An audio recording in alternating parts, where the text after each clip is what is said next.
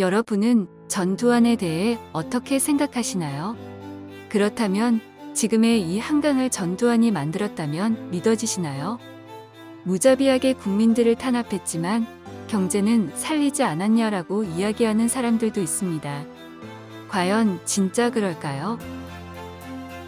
먼저 한강 개발 사업부터 전두환의 이야기를 해보겠습니다. 1970년대까지만 하더라도 한강은 악취와 우물로 넘쳐나는 곳이었습니다. 수질 관리가 제대로 되지 않고 주변 지역은 여름이면 늘 물난리를 겪어야 했습니다. 하지만 전두환은 취임 직후 유치된 서울올림픽을 계기로 한강을 본격적으로 개발하기 시작했습니다. 이를 통해 서울의 도시 이미지를 바꾸었고 강변을 시민의 휴식 공간으로 만들기 시작했습니다.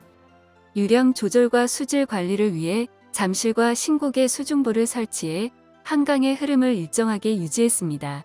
지금도 이 시설은 한강의 수문 관리에 쓰이고 있습니다. 강의 폭을 늘리는 공사를 하면서 퍼냈던 한강의 준설토는 지금의 고수부지가 되었고 체육공원, 산책로 등을 갖춰 시민들에게 개방됩니다.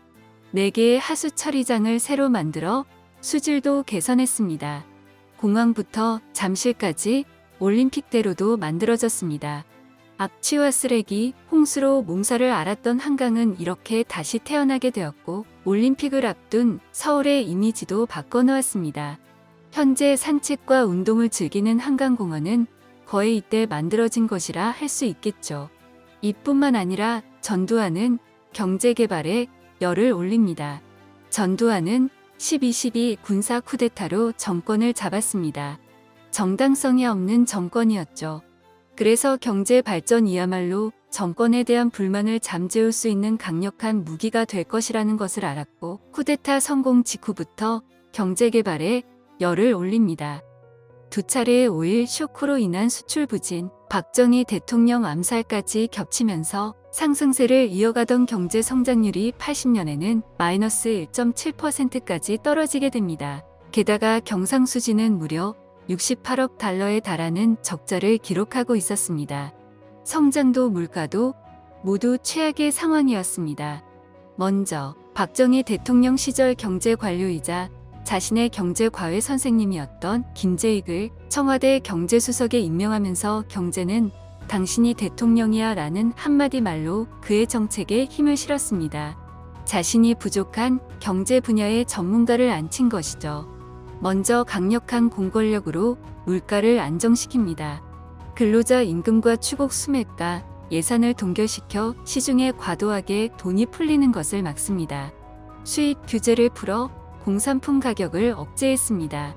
그 결과 81년 21.4%였던 물가 상승률은 83년에는 3.4%까지 내려갔고 이후에도 안정적으로 유지됩니다. 그리고 대기업들의 과잉 중복 투자도 정리합니다. 기업 통폐합으로 대기업들의 구조조정을 단행합니다.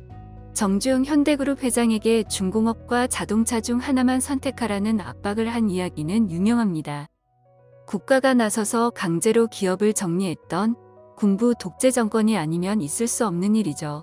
그리고 부가가치가 높은 자동차, 전자, 반도체 등 산업을 적극 육성하게 됩니다. 무리하게 밀어붙였지만 결국 경제 성장률도 평균 10%대로 회복되었습니다. 무역 수지 적자도 100억 달러 흑자 달성하게 됩니다.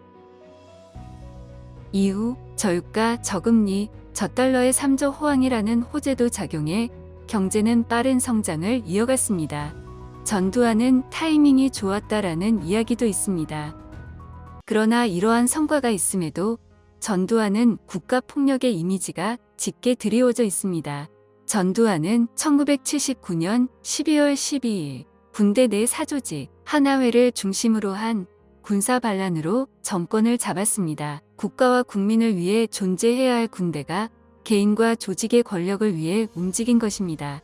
박정희 대통령이 숨을 거두면서 1980년 봄 서울의 봄이라 불린 민주화 요구가 전국으로 퍼져나갔지만 1980년 5월 17일 계엄령을 통해 김대중을 비롯한 정치인, 민주주의를 요구하는 학생들을 체포하고 구금하여 민주화를 꿈꾸던 국민들의 꿈을 산산조각냈습니다. 김대중은 이때 내란 음모 혐의로 구속되어 사형 판결까지 받게 됩니다. 김일성의 사주를 받고 폭동을 일으켰다는 혐의였습니다. 하지만 집행은 이루어지지 않았고 김대중은 2004년 무죄를 선고받습니다. 그리고 광주에서는 5.18 민주화 운동이 일어났으며 전두환은 군을 동원해 유혈 진압하게 됩니다. 시민군은 10일 동안 격렬하게 저항하며 군인들에게 맞섰지만 결국 전남도청에서 최후의 격전 끝에 진압됩니다. 전두환은 광주를 완전히 진압함으로써 군사독재의 시작을 알렸습니다. 광주 민주화 운동의 희생자는 공식 집계만 200여 명, 실제로는 그보다 훨씬 많은 것으로 추정됩니다. 그리고 국가비상대책위원회, 즉 국보위를 만들어 빠르게 정권을 장악했고 최규하 대통령이 사임하면서 전두환은 제11대 대통령이 되었습니다. 80년 10월 8차 개헌으로 국회와 정당을 해산시키고 간접 선거를 통해 12대 대통령에도 선출됩니다. 전두환은 정당성 없는 정권을 유지시키기 위해 끊임없이 적을 만들어냈습니다. 바로 간첩입니다. 제1교포, 노동자, 학생들을 강제 연행해 혹독한 고문 끝에 간첩이라는 자백을 받아냈습니다. 이 시기 간첩 조작 사건으로 재판을 받아 피해를 입은 사람은 수백 명에 이르며 최소 30명 이상이 사형당했습니다. 이는 국가 권력이 국민을 적으로 몰아붙인 대표적 인권 유린이었습니다. 특히 1981년 학생과 지식인들이 민주화 서클 활동을 했다는 이유로 대거 연행된 불임 사건이 발생했습니다. 단순한 독서 모임과 토론 활동이 용공으로 몰렸고 고문과 장기 구속으로 이어졌습니다. 또한 사회 전반에 대한 통제는 더욱 강화되었습니다. 삼청교육대에서는 약 6만여 명의 시민이 강제로 연행되어 구타와 가혹행위에 시달렸습니다.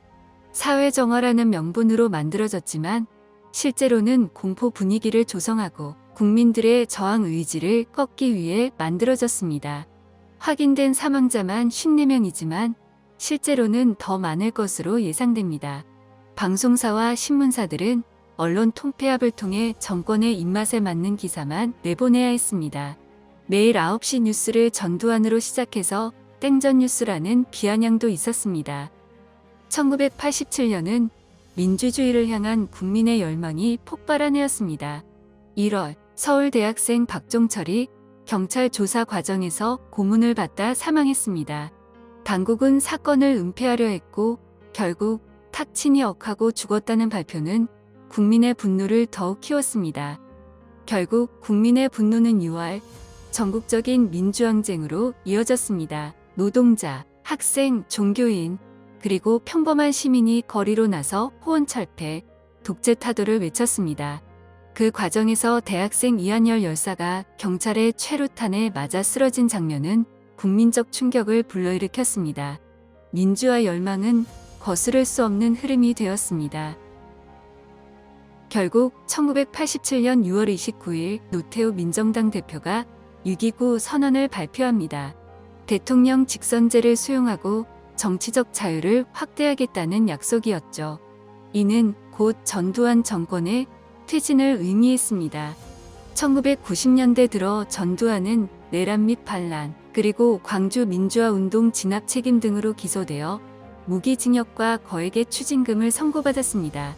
하지만 추징금도 제대로 납부하지 않고 전 재산이 29만 원이라는 말은 후대의 망언으로 남게 되었습니다. 이후 특별 사면으로 풀려났지만 그의 이름은 여전히 한국 현대사 속 국가 폭력과 권위주의를 상징하는 인물로 남아 있습니다. 그리고 2021년 11월 23일 연희동 자택에서 사망했습니다. 과거사에 대한 한마디 사과의 말도 없이 말이죠. 여러분은 전두환에 대해 어떻게 생각하시나요? 현대사의 인물과 사건은 계속됩니다.